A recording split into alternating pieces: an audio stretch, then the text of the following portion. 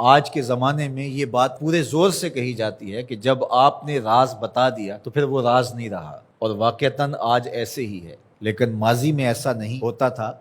اور آج بھی جو اللہ کے بندے ہیں، جو حقیقی فلاح اور کامرانی والے لوگ ہیں، وہ آج بھی ان چیزوں کی پاسداری کرتے ہیں۔ یہ امانت ہے، اس امانت کو ضائع نہیں کرتے۔ اسی طرح آپ جو کام کرنے جا رہے ہیں، جو آپ کا ذمہ لگایا گیا، تاکہ مزدور 8 گھنٹے کی ڈیوٹی ہے تو وہ اس کے اندر کم چور بن جائے، تو وہ بھی امانت کے اندر خیانت کر رہا ہے۔ دفتری ذمہ داریاں ہیں تو وہ ان کو نہ نبھائیں، سارا دن سائلین باہر دھکے کھا رہے ہوتے ہیں اور اندر میٹنگز چل رہی ہوتی ہیں۔ آپ کو منصب دیا گیا تھا لوگوں کی ضرورتوں کو پورا کرنے کے لیے، آپ کی ذمہ داریوں میں یہ چیز شامل ہے کہ آنے والے لوگوں کی ضرورت کو پورا کریں، تو یہ امانت کے زمرے میں آتا ہے۔ منبر و محراب یہ بھی ایک ذمہ داری ہے، اس کے جو تقاضے ہیں اس کو نبھانا پڑے گا، اور اگر نہیں نبھاتے ہیں تو آپ اس امانت کو صحیح طرح ادا نہیں کر سکتے۔ تو اس سے صرف مالی امانات ہی مراد نہیں ہے، اس سے ہر وہ چیز جو اس زمرے میں ہو اس کو شمار کیا جائے گا۔ اور یہ بات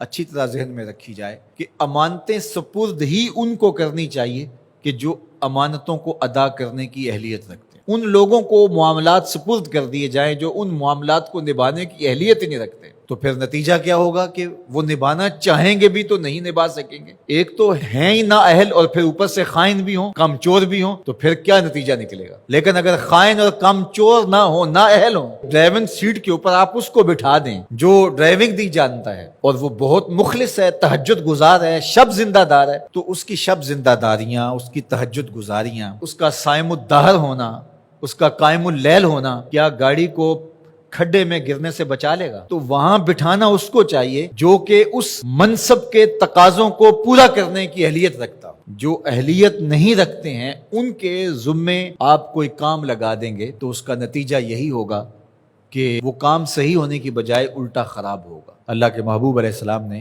قیامت کی نشانیاں بیان کرتے ہوئے ایک نشانی یہ بھی بیان فرمائی تھی، اذا وسد الامر الی غیر اہلہ فانتظر الساعہ، جب معاملات ایسے لوگوں کے سپرد کیے جائیں جو نااہل ہوں تو فرمایا پھر قیامت کا انتظار کرنا۔ اس لیے ہمیں اپنی زندگی پر بہت زیادہ غور کرنا ہوگا، جو میرے ذمے کام ہے میں اس کو نبھاؤں اور اس کو دل و جان سے نبھاؤں۔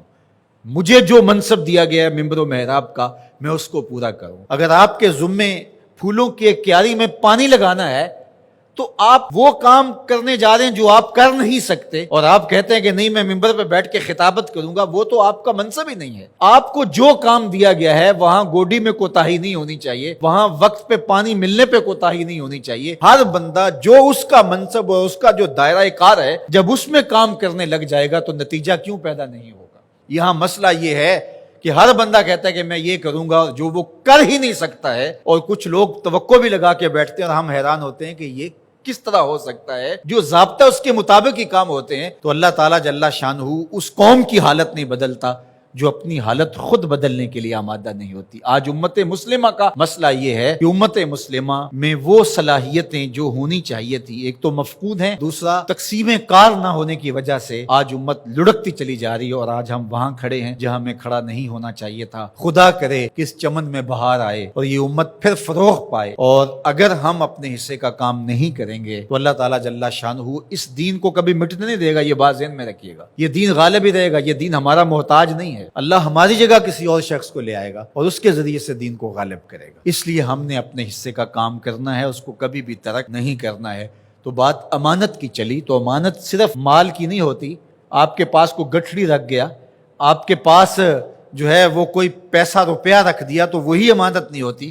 آپ کی صلاحیتیں بھی امانت ہیں، اور آپ کا منصب بھی امانت ہے۔ آپ پر جو لوگوں نے توقع کی، ٹرسٹ کیا، وہ بھی امانت ہے۔ اور آپ سے کسی نے گفتگو کی، گھر کی بات شیئر کی، آپ کو پیر سمجھ کے، مرشد سمجھ کے، بڑا سمجھ کے، محلے کا بڑا سمجھ کے، تو وہ بھی امانت ہے۔ تو اللہ تعالیٰ جل شانہ نے یہاں دو چیزیں خاص طور پہ بیان فرمائی، امانت اور عہد کے اندر جو وعدہ کر دیا ہے اس کے اندر خیانت نہ کی جائے۔ یہ دو چیزیں اگر نہیں ہیں تو پھر دین ہی نہیں ہے۔ لا دین لمن لا عہد لہ، جس کا عہد نہیں ہے اس کا دین ہی نہیں ہے۔